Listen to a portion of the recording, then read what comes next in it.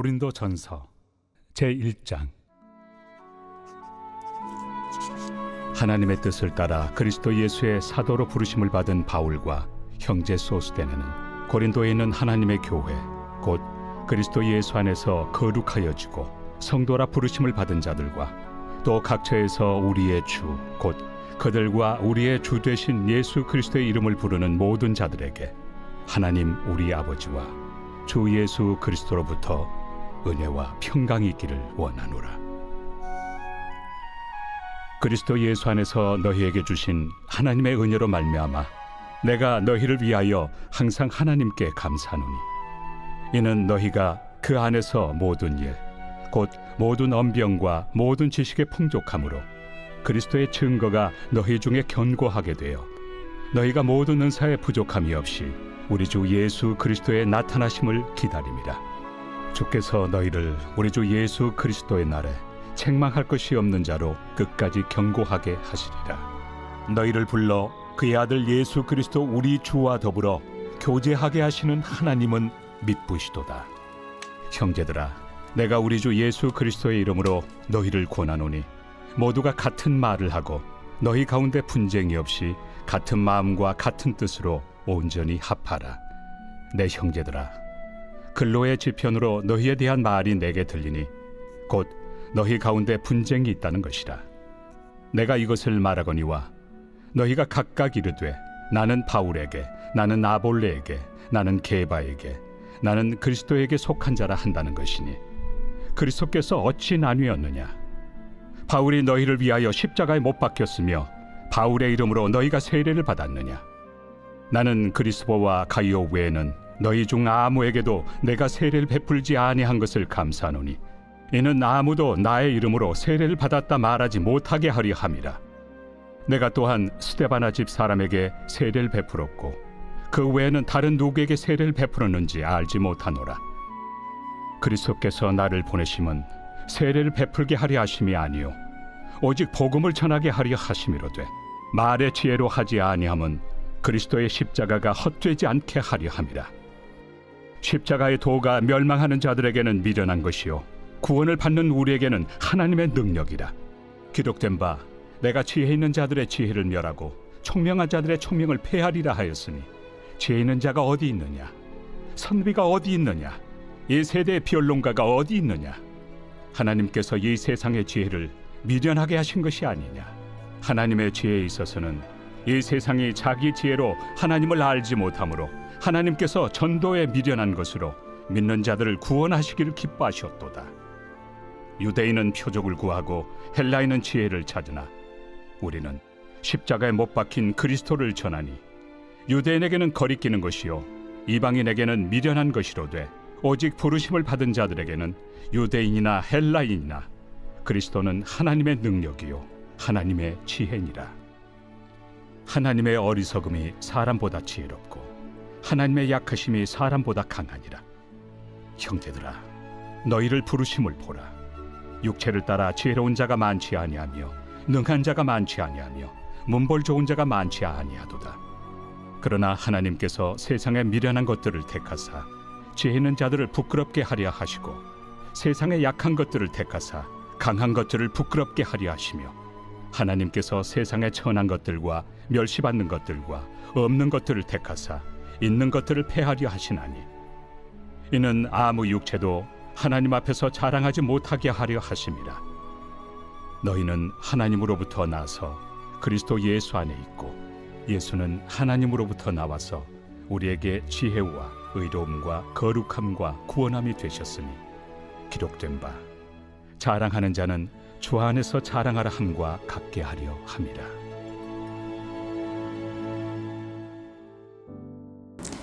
이제 로마서에 이어 고린도서를 살펴보면서 본격적으로 바울의 서신서를 살펴보고 있는데요. 이방인의 사도로 부름받아 열심히 복음을 전하는 바울에게 큰 근심이 있었어요. 그것은 자신이 복음을 전하고 세운 교회에서 계속해서 들려오는 좋지 않은 소식들이었어요. 이때 바울이 할 수 있는 것은 무엇이 있었을까요? 직접 방문하거나 아니면 편지를 기록해서 지인을 보내는 것 딱 두 가지밖에 없었어요. 이렇게 기록된 것이 바로 서신서라고 부르는 바울의 편지들인데요. 얼마나 직접 가고 싶었을까요?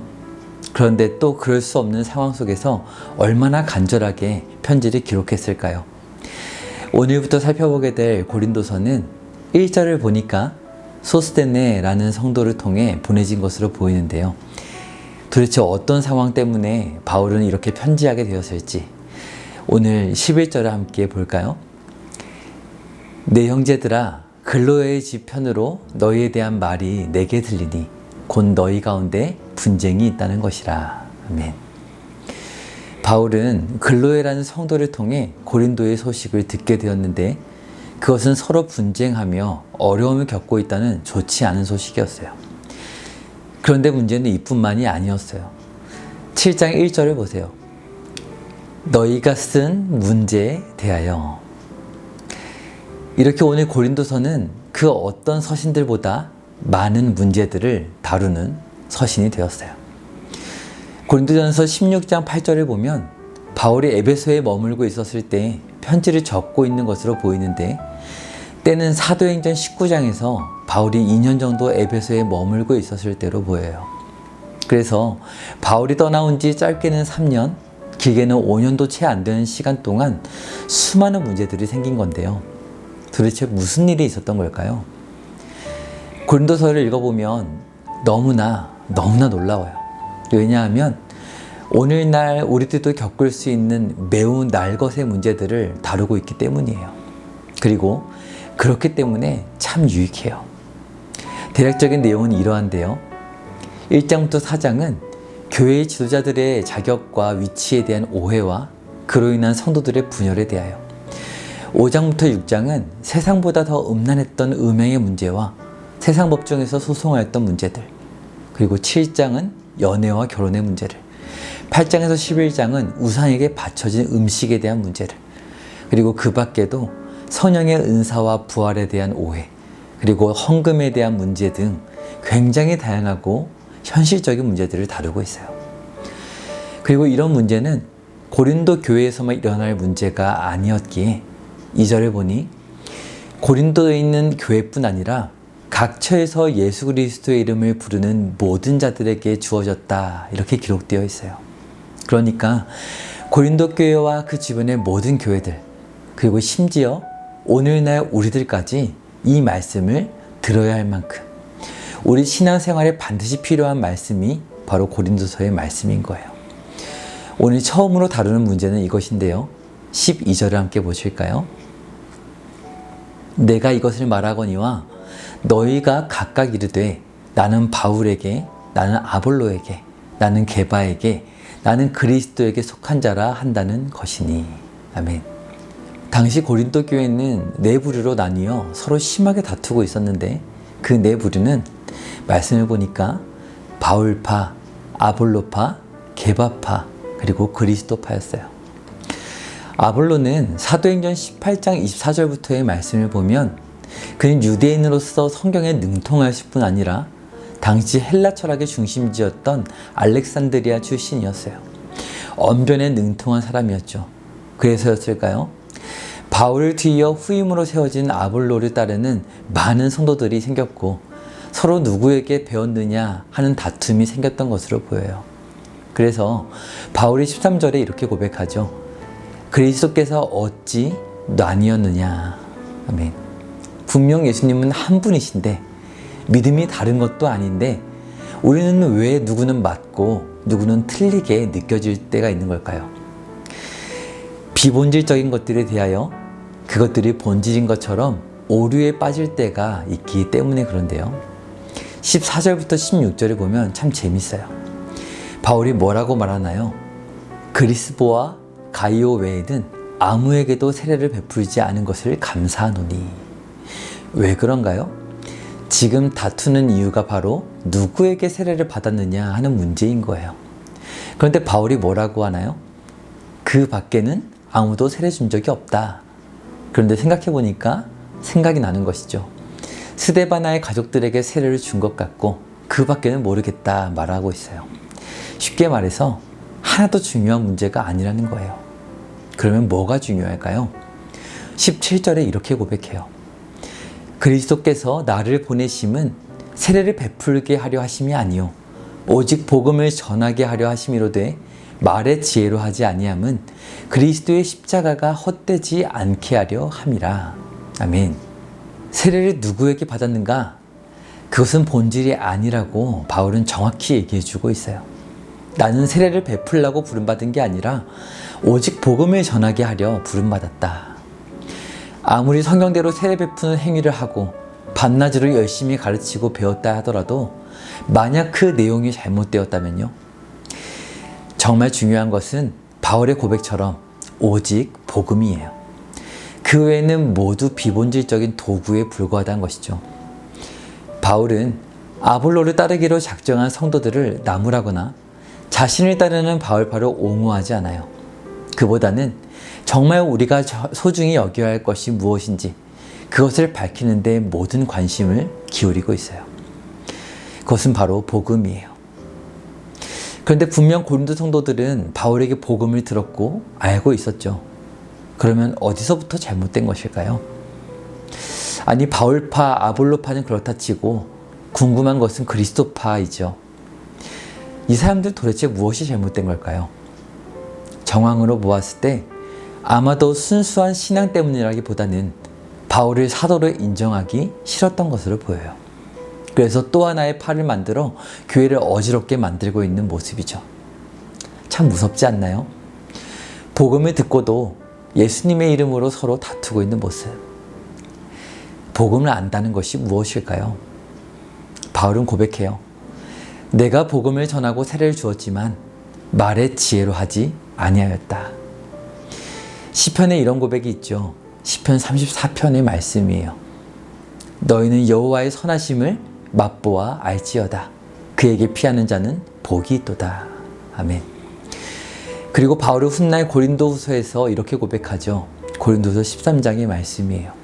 너희는 너희 안에 그리스도가 계신 것을 스스로 확인해 보라. 아멘. 복음을 안다는 것은 맛보아하는 것. 복음을 주신 구주 예수님, 하늘 아버지께 피하며 그분과 교제하여 알아가는 것이죠. 그래서 신앙생활 하면서 참 많이 경험하지 않으시나요? 나는 열심히 전도했는데, 가르쳤는데 왜 아무런 열매가 없을까? 왜 매주 예배를 드리는데 뭔가 얻어지는 게 없는 것 같을까? 그럴 때 가장 첫 번째로 발견하는 것은 내가 그 말씀 안에 복음의 능력을 충분히 경험하고 있는가? 그렇지 않았다는 것을 발견하게 되죠. 그런데 바울은 말하는 거예요. 만일 하나님의 선하심을 맛보고 있는가? 그러면 괜찮다. 왜냐하면 이 복음이라는 것은 아무나 맛보고 경험할 수 있는 게 아니기 때문이다 라는 것이죠. 18절을 보세요. 십자가의 도가 멸망하는 자들에게는 미련한 것이요 구원을 받는 우리에게는 하나님의 능력이라. 아멘. 우리는 바쁘게 인생을 살아가면서 너무나 많은 것을 경험하고 인생을 세워가고 있죠. 나름의 인생관을 누구나 가지고 있어요. 하지만 세상으로부터 배우는 모든 것들은 예수님의 십자가라는 초라한 그릇에 담긴 그 복음의 비밀에 대하여 맛볼 능력이 없다는 거예요. 그러면 어떻게 그 복음을 맛볼 수 있을까요? 24절의 말씀을 보세요. 오직 부르심을 받은 자들에게는 유대인이나 헬라인이나 그리스도는 하나님의 능력이요 하나님의 지혜니라. 아멘. 오직 부르심을 받은 자들에게는 이것은 하나님만 주실 수 있는 선물이라는 거예요. 바울은 그 당시에 엘리트 코스를 밟을 정도의 부유함과 존경받는 젊은 랍비로서의 명예를 모두 가진 자였어요. 그러나 바울은 복음의 능력을 맛보고 모두 포기하게 되었죠. 처음에 바울이 회심하고 그의 눈이 보이지 않게 되었을 때 기억하시나요? 그는 자신이 무시했고 경멸했던 그리스도인들의 손길을 의지해만 했어요. 하나님은 그에게 왜 이런 경험을 하게 하셨을까요? 그것은 하나님께서 십자가를 통해 베푸신 복음, 그것 외에는 그 무엇도 자랑할 게 없다는 걸 깨닫게 하기 위함이었어요. 그래서 오늘 말씀은 이렇게 마치고 있는데요. 마지막으로 29절을 보세요. 이는 아무 육체도 하나님 앞에서 자랑하지 못하게 하려 하심이라. 그리고 30절과 31절도요.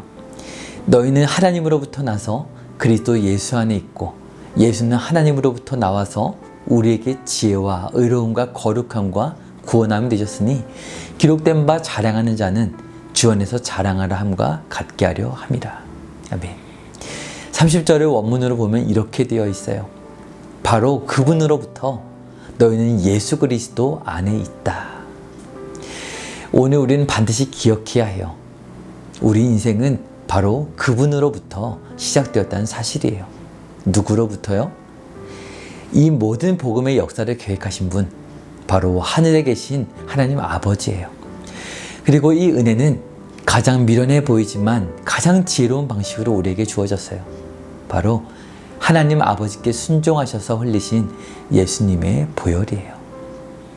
그러므로 오늘 하루 복음을 맛보아 알지어다 선포하시면서 오직 하나님, 오직 십자가의 복음을 자랑하는 하루가 되시길 바라요.